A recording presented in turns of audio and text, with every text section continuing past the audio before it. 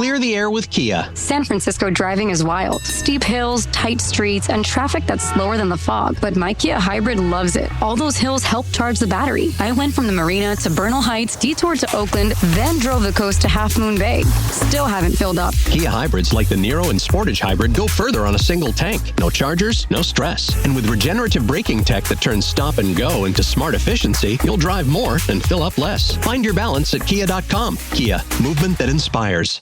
Polymarket, the crypto-based predictions market, is essentially taking action on whether or not these sex toys will be thrown onto the court during certain games.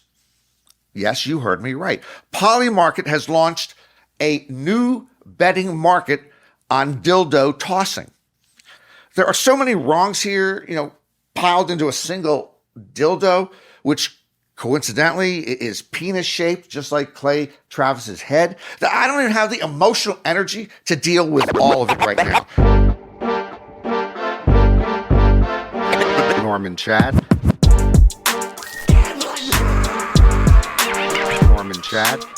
Welcome to Gambling Mad with Norman Chad. I am Norman Chad.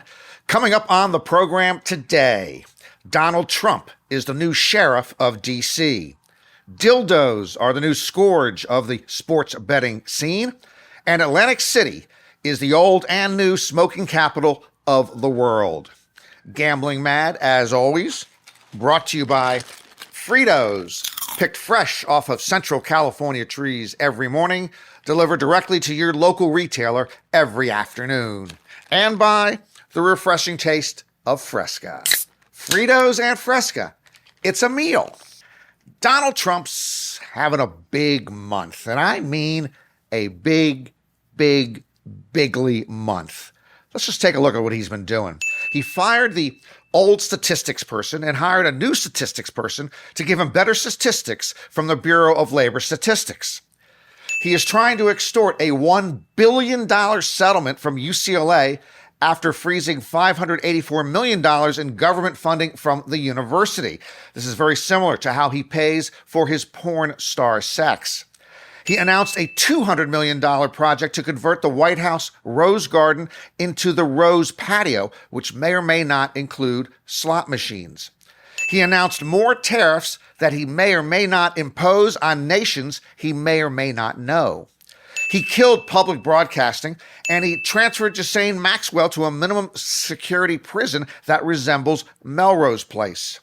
He will be hosting the Kennedy Center Honors, not because he wanted to, he said, but because he was invited to do so. And, of course, he added Sheriff of Washington, D.C. to his President of the United States responsibilities, marching out his own personal military force to eliminate crime in the nation's capital by sundown tomorrow. He now has sent in the National Guard to the only two places I've ever lived, Los Angeles and Washington, D.C., and I'm starting to take it a little bit personally. So we're told we are facing emergency conditions in Washington, D.C., crime rise. Is this true? Well, I checked with local police sources in my hometown, and they produced this data for me. This is updated through the beginning of June this year. This is the crime statistics. This is the District of Columbia. And as you see, in most of the district, crime figures are down 16%, 13%, 8% here. Wards 4 and 5 doing well, if you know the wards there. Ward 8 is doing pretty well. The only area of the District of Columbia in which crime is up is literally the White House itself. The White House itself, alone with Donald Trump, crime is up 74% from the previous occupant. We're talking 34 counts, felony counts, that he was convicted on. That makes him a convicted felon. He's twice impeached. He has 50 or 60 other criminal charges against him that are pending or have been tabled or have been shoved under the rug. So again, in general, crime in Washington down, except for 1600 Pennsylvania Avenue. Every week, it seems, I bring you another crack in the facade of gambling. Will sports in America survive this avalanche of legal gambling activity that we're now seeing? Probably.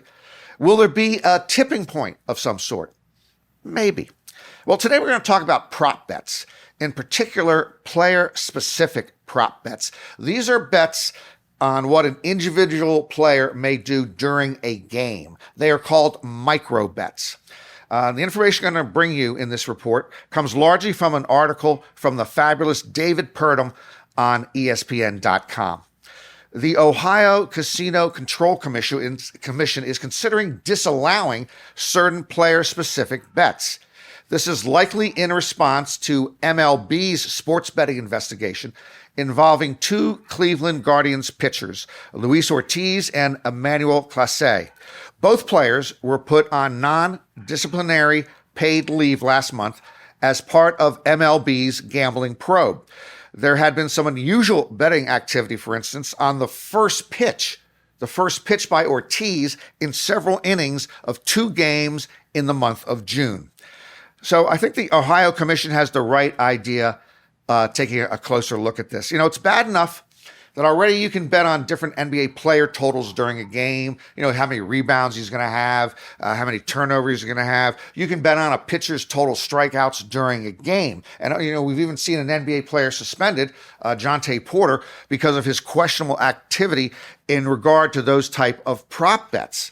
However, this first pitch business is potentially even more suspect and explosive. With certain sports books, you can bet on whether, say, the first pitch of the third inning will be a ball or a strike. One pitch. Can this lead to nefarious activity? Is the Pope a Catholic Chicago White Sox fan? This doesn't involve a pitcher throwing a game and affecting a result. It involves a single pitch. Big bettors, they might approach a pitcher with a sweetheart deal. Just make sure you throw a ball on the game's first pitch, and we'll send you XXX dollars. These micro bets are just ripe for exploitation. We have talked about here before at Gambling Mad that college athletes in particular, very young, very underpaid, are susceptible to being approached by gambling syndicates on a prop bet.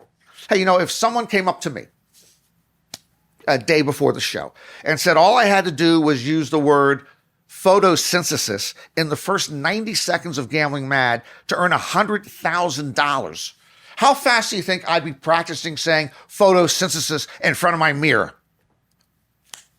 Pretty fast. Now, this brings us, unfortunately, to dildos. Recently, we passed along an item to you all about a green sex toy being thrown onto the court during a WNBA game. I thought this was a one-off. Of course, it was not. So now multiple dildos have been tossed out onto the court during WNBA games. This repeated, somewhat reprehensible action has been egged on by certain individuals in the media, most notably media provocateur Clay Travis, for reasons unknown to anyone but Clay Travis. Now, for those of you not familiar with Clay Travis, aka Clay Travesty, he's a failed lawyer, failed sports writer, failed sports prognosticator, failed TV personality, and failed human being. But these days, he runs a somewhat popular, odious Outkick website, and he co-hosts a daily talk radio program that sets radio back 150 years or before radio was even invented. So now, according to Clay Travis, it's become cool. It's a real bro thing to encourage the dildos to be thrown onto the court, to actually throw those green sex toys onto the court. Now, forget the fact that turds like Travis are trying to mobilize something that is clearly stupid and can be dangerous. I haven't even gotten to the bad news yet, the really bad news, which takes us back to gambling. Polymarket, the crypto-based predictions market, is essentially taking action on whether or not these sex toys will be thrown onto the court during certain games. Yes, you heard me right. Polymarket has launched a new betting market on dildo tossing. There are so many wrongs here, piled into a single dildo, which coincidentally is penis shaped, just like Clay Travis's head, that I don't even have the emotional energy to deal with all of it right now. But the latest wrong, that Poly Market allows financial activity on action that can clearly be manipulated, is pretty damning all by itself. We are all going to hell in a handbasket, and Poly Market likely has an over-under on the exact date that you can bet on. Poly Market these days is taking all types of action now on real-life things happening. And real-life bad actors could influence all sorts of outcomes to benefit financially on the market. So for instance, let's say you could put money, this is a hypothetical, let's say you could put money on whether someone will throw Clay Travis's body in front of a bull during the running of the bulls in Pamplona, Spain before 2028. I might invest $250,000 on the yes side of that equation, believing it's going to happen. And then I might spend maybe $25,000 somehow inducing Clay Travis onto a plane, fly to Spain with him, and then ask a local to throw his brain-dead body in front of a bull during the running of the bulls. What a payday for me. These are dark times, my friend, no matter how much sun is shining. I spend a good deal of my professional time in casinos. This tells me two things. One, I made a bad choice of professions. Two, I have absorbed so much secondhand smoke, I should build a chimney up my ass. How is it possible that Las Vegas and Atlantic City casinos still allow smoking in most of their gaming areas? Nearly 20 years ago, both Nevada and New Jersey passed indoor smoking laws with exceptions carved out for casinos. And indeed, it feels as if casinos are the last big outpost in America where smoking is expected and accepted. And, I got to tell you, I know a lot of smokers. I am sympathetic to those who end up smoking cigarettes. Nicotine is a tough habit to kick. But if you want to smoke, go right ahead. Just do it in the privacy of your own home or somewhere where you're not blowing smoke into someone else's face. For a moment here, let's just center on Atlantic City, where I spent my early casino days before someone tapped me on the shoulder and pointed to Las Vegas on a map. Atlantic City is a tough town to play in. It is even a tougher town to work in. There's a group there called CEASE, Casino Employees Against Smoking Effects, that's been fighting for years to make Atlantic City casinos smoke-free. It's always hard to beat the House, and in this case, the House has thrown all its money behind smoking. You've got to feel for the Atlantic City casino workforce. Atlantic City might be the worst place for employment in the Western world, with the possible exception of Buckingham Palace. Yeah, Buckingham Palace. Those royals work you to the bone, and then they just wave to the crowds from their balconies. Anyway, working in an Atlantic City casino is joyless. Bad hours, bad pay, customers in a bad mood, supervisors with a bad attitude. And on top of all that, you got to stand there all day long and absorb cigarette and cigar fumes. Forcing anyone to earn a living in a workplace in which you suck up secondhand smoke every hour of every day is unacceptable by any reasonable standard in 2025. And last I checked, this is 2025, at least until the end of the year. Now, speaking of the whole smoking, non-smoking business, I get a kick when I think back to a hilarious small step in the right direction that some casinos in Las Vegas did several years ago. At certain blackjack tables, they would designate the two end seats, which we call first base and third base, as non-smoking areas. So let's say there's 6 seats at most blackjack tables. Seats 1 and 6 would be no smoking. Seats 2, 3, 4, and 5 were allowed to smoke. Okay, casino executive Einsteins, where does the smoke from seats 2, 3, 4, and 5 go? Nowhere near seats 1 and 6? Thankfully, someone in the casino hierarchy came along and said, okay, why don't we make like an entire blackjack table non-smoking? Genius! Now, this also reminds me back in the days when smoking was still allowed on airline flights. And then we evolved to the position that there would be a non-smoking section of the aircraft and a non-smoking section. So they would divide it up, like rows 1 to 13, 1 to 12 would be smoking, rows 13 to 24 would be non-smoking.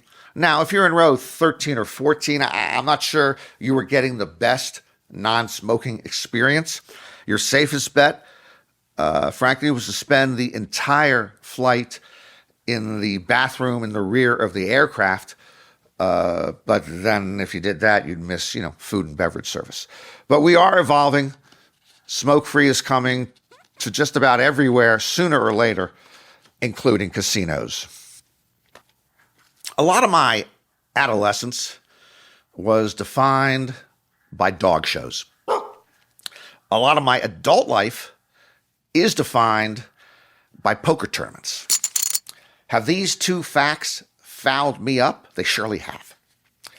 What I have determined is that dog show owners and poker players are two of the most insulated, myopic, narrow-focused groups I've ever been around.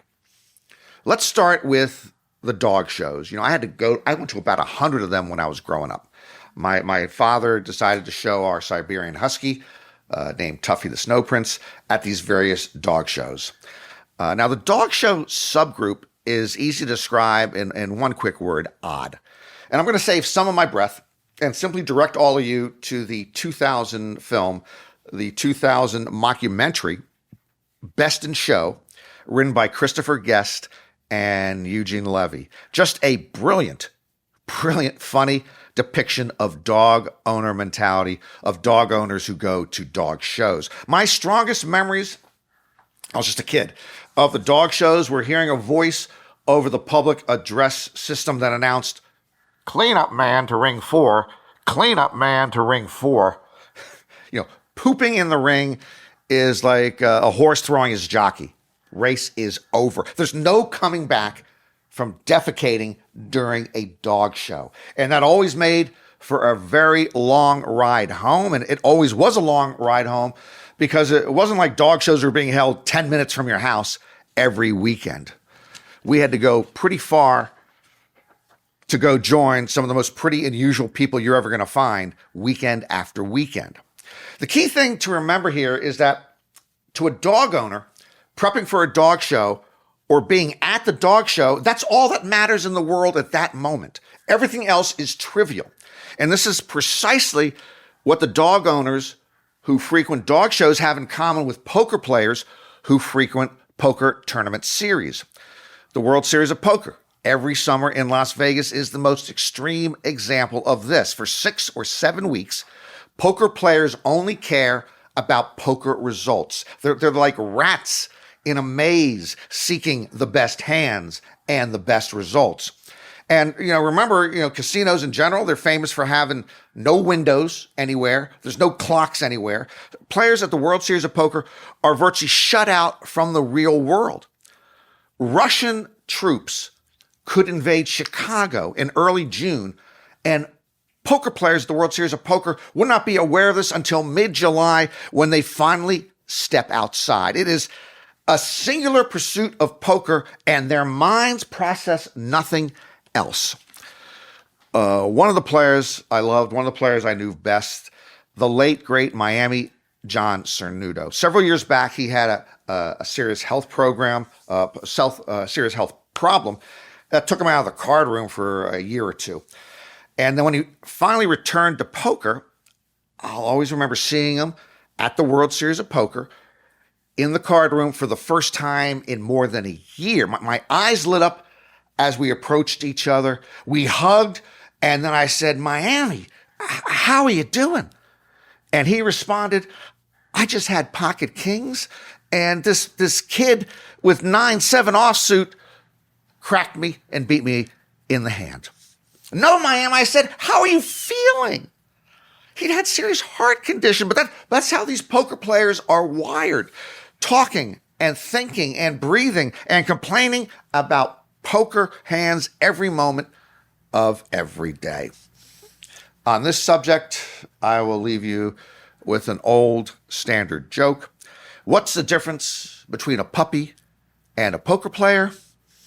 Eventually, the puppy stops whining.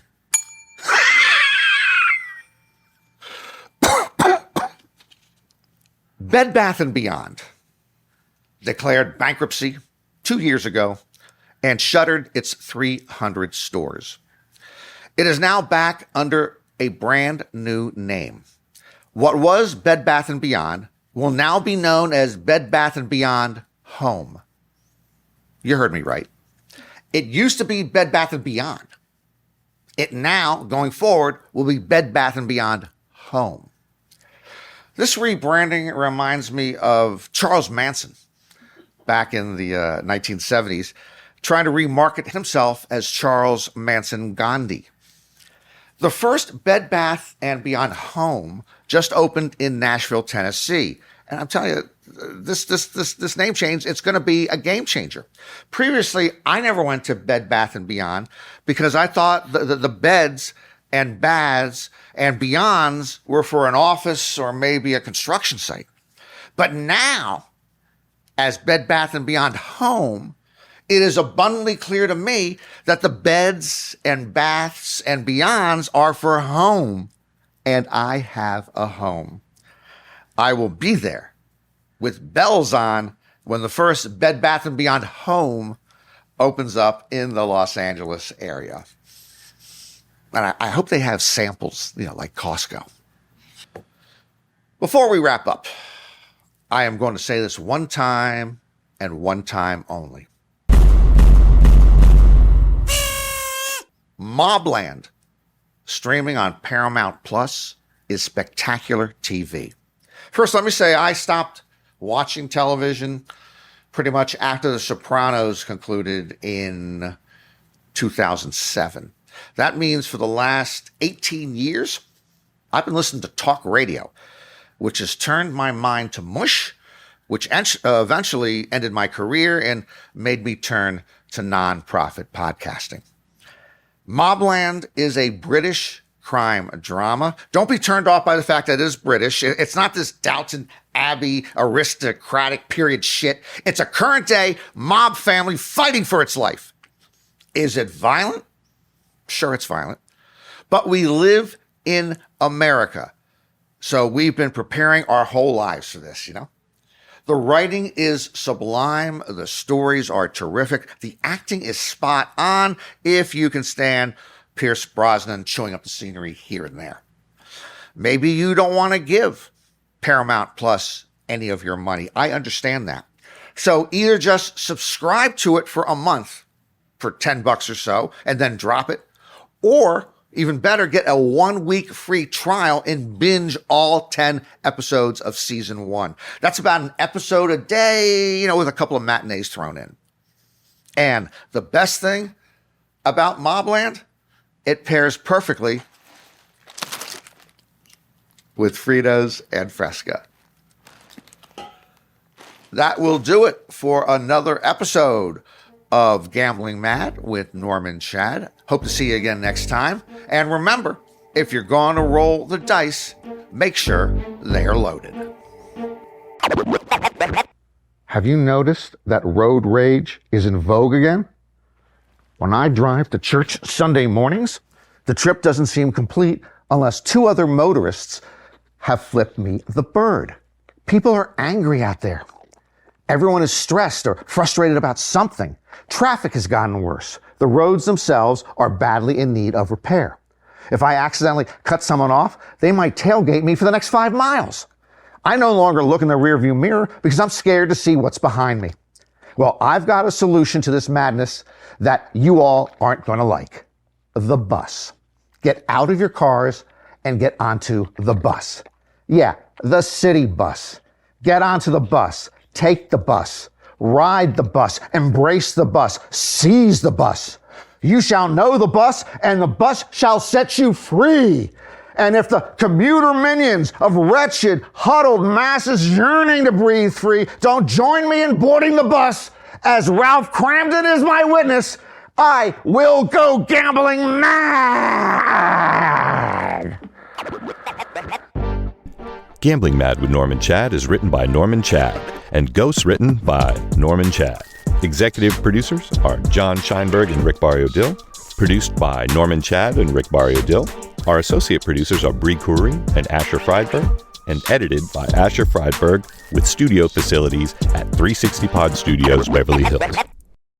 Kia has 10 electrified utility vehicles to choose from. Whether you're ready to take a Kia Sportage Turbo Hybrid on a road trip, a professional looking to navigate traffic in an EV9, or someone who wants electric for every day and fuel for far away with a Sorento plug-in hybrid, Kia has something for you. Find out more at your local Kia showroom today. Kia, movement that inspires. Call 800-333-4KIA for details. Always drive safely. The 2025 Sorento PHEV has an EPA estimated all-electric range of 31 miles on a full battery charge. Actual range will vary.